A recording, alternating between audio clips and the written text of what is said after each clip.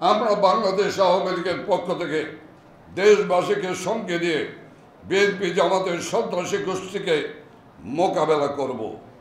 বাংলাদেশ আওয়ামী লীগের সকল নেতা কর্মী সহ দেশপ্রেমিক ছাত্র জনতাকে আহ্বান জানাবো, এখন আর ঘরে বসে থাকার সময় নেই।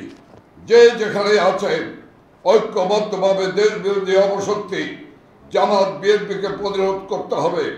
শান্তিপূর্ণ উপায় চূড়ান্ত লড়াইয়ের জন্য রাজপথে নেমে আসতে হবে। আমাদের শেষ রক্তবিন্দু থাকতে সন্ত্রাস ও নৈরাজ্য সৃষ্টিকারীদের আস্ফালন আমরা সহ্য করব না।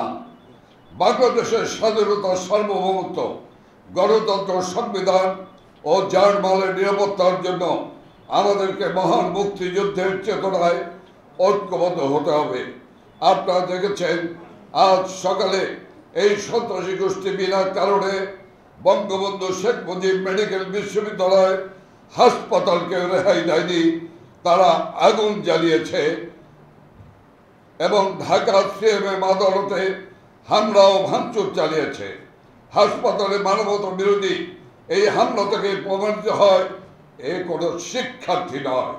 আজকে যারা সংসদ করছে তারা শিক্ষার্থী নয়, এরা বিএনপি, জামাত, ছাত্রদল, শিবির ও জঙ্গি গোষ্ঠীর সশস্ত্র ক্যাডার বাহিনী। আমরা অভিভাবকদের প্রতি আহ্বান জানাবো, এই সন্ত্রাসীদের অপপ্রচার ও গুজবে বিভ্রান্ত হবেন না। আপনাদের সন্তানদের ঘরে রাখুন। আর যারা রাস্তায় অবস্থান নিয়েছে তাদেরকে ঘরে ফিরে যেতে অনুরোধ করছি। আমরা ছাত্র সমাজকে আবারও বলতে চাই, বর্তমান সরকার ছাত্র সমাজের যে কোনো দাবির প্রতি সহনশীল। ছাত্র সমাজের সকল দাবি পূরণ করা হয়েছে। ছাত্রদের সাথে আলোচনার জন্য মাননীয় প্রধানমন্ত্রী গণভবনের দরজা উন্মুক্ত রেখেছেন। সরকার তাদের যে কোনো বক্তব্য শোনার জন্য প্রতিশ্রুতিবদ্ধ, কিন্তু ছাত্র সমাজের কাঁধের উপর বন্দুক রেখে বর্তমান সরকারকে হটিয়ে দেওয়ার ষড়যন্ত্র বাংলাদেশের কৃষক, শ্রমিক, ছাত্র, আপামর জনগণ মেনে নেবে না। সরকার পতনের এই আন্দোলন ছাত্র সমাজের নয়। তথাকথিত সরকার পতনের এক দফা দাবি ক্ষমতা লিপ্স দেশবিরোধী বিএনপি, জামাত ষড়যন্ত্রকারীদের। বাংলাদেশ আওয়ামী লীগ ইতিমধ্যে সন্ত্রাস ও নৈরাজ্য সৃষ্টিকারীদের বিরুদ্ধে পাড়া মহল্লায়, রাজপথে কঠিন প্রতিরোধের সিদ্ধান্ত নিয়েছে।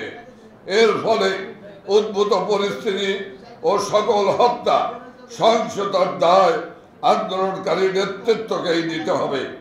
আন্দোলনের নামে বাংলাদেশের স্থিতিশীলতা বিনষ্ট করবেন না, রাষ্ট্রীয় সম্পদ ধ্বংস করবেন না।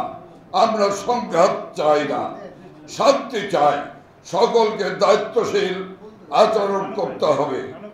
এই বিএনপি, জামাত, শিবির, জঙ্গি গোষ্ঠীর উদ্দেশ্যে আমরা এই দেশ মাতৃকাকে ভালোবেসে ধৈর্যের শেষ সীমা পর্যন্ত আমরা পৌঁছে গিয়েছি। ধৈর্য, সহনশীলতা মানে দুর্বলতা নয়। আমরা আপনার এই জঙ্গি গোষ্ঠীকে প্রতিরোধ করার জন্য আমরা দেশবাসীর কাছে উদাত্ত আহ্বান জানাচ্ছি।